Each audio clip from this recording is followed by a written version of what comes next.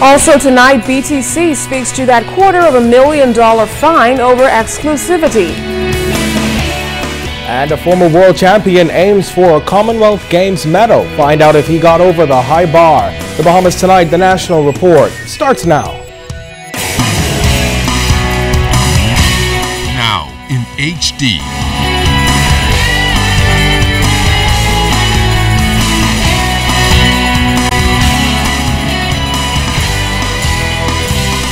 ZNS Network presents The Bahamas Tonight.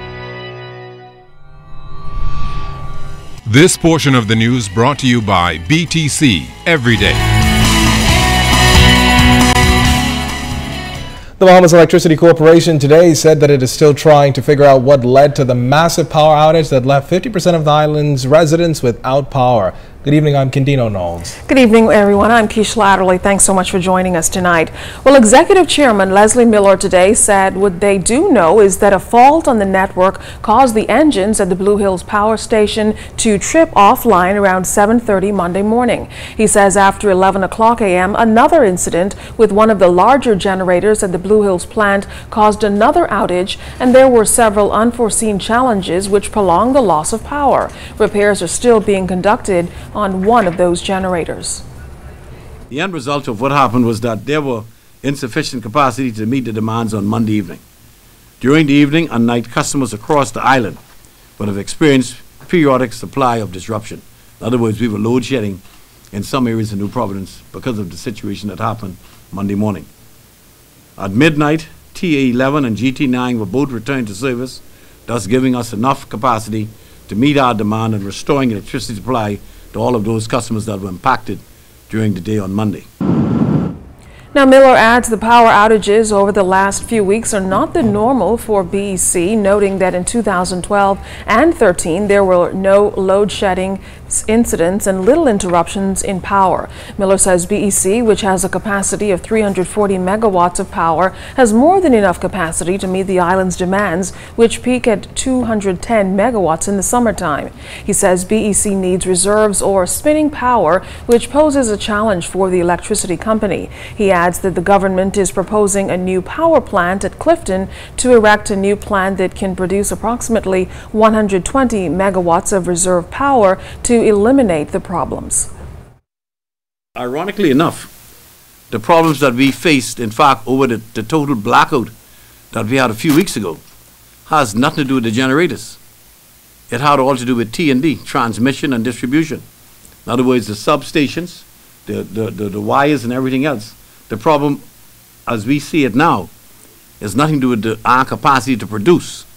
It's our capacity to transmit and distribute. And hence we have that problem that we experienced on Monday. BTC executives say they will meet after being hit with a $250,000 fine from IRCA. Now, IRCA says BTC breached the Communications Act by preventing fair market access to its competitors as BTC placed its wholesalers in an exclusivity agreement, preventing them from selling their Indigo calling cards. SRG, or the Systems Resource Group Limited, is a subsidiary of Cable Bahamas. Well, BTC CEO Leon Williams did not want to delve into the matter, but as Clint Watson tells us tonight, he did reveal a bigger concern the company is faced with, maintaining its share in a market which will soon offer more than one option. Leon Williams is not commenting personally on the fine his company has been levied by the Utilities Regulation and Competition Authority. He claims the issue is now a legal matter. I would wait until I sit down with the regulatory team, the legal staff at BTC, to make a formal comment on the IRCA fines for today. But I am quite aware of the fines, yes. Williams says the only way BTC will survive is if it becomes creative in doing business, particularly now that the local market is no longer monopolized. Earlier this week, he hinted that BTC may consider an offer from Haitian President Michel Martelly, one that could possibly see BTC expanding to the Haitian market, as did Digicel, who since expanding to that country increased its customer base by millions. The market in the Bahamas is 350,000 people. I mean, there will be a new player in the market come 2015. There will be a third player in the market come 2016. The market, the pie is just so much. All you're doing is dicing the pie up into smaller quarters.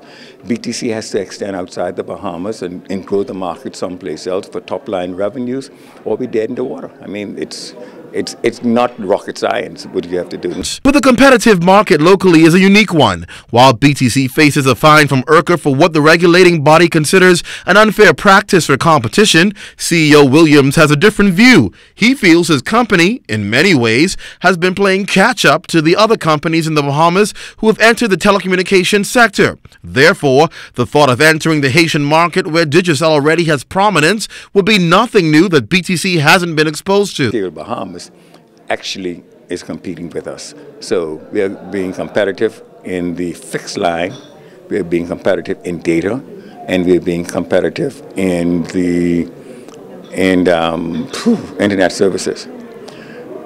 Cable has television that we don't have.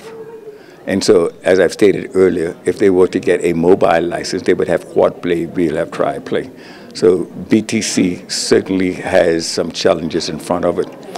But the harsh reality is, and he knows it, when competition enters the market, BTC will automatically lose customers. The rule of thumb is that a new entrant will take 33% of the cellular customers. That's 100,000. That's just rule of thumb. BTC has to do something to be able to win the hearts and minds of the Bahamian people so that they could retain market share. Clint Watson, ZNS Network News. In news from Parliament, due to some technical issues today, we are unable to provide footage from the House of Assembly, but coverage will continue on the parliamentary channel. We can tell you, though, that the scheduled debate on the amendments to the Constitution in the House of Assembly has been postponed to next week, Wednesday. Following consultation with the government, opposition members are requesting more time to educate themselves on the matter before debating the issue. Opposition Leader, the Honorable Dr. Hubert Minnis, made the request on behalf of his colleagues. Government Leader in the House, Member for Baines and Grantstown, the Honorable Dr. Bernard Nottage, supported the move on behalf of government. In a bipartisan approach on the issue, Dr. Nottage says the matter of gender equality is too important to rush, and government is for getting it all right. Well, still to come tonight, live, the fallout from a Privy Council ruling that could impact hundreds of homeowners. And then Commonwealth Games action. You're watching the Bahamas Tonight live. This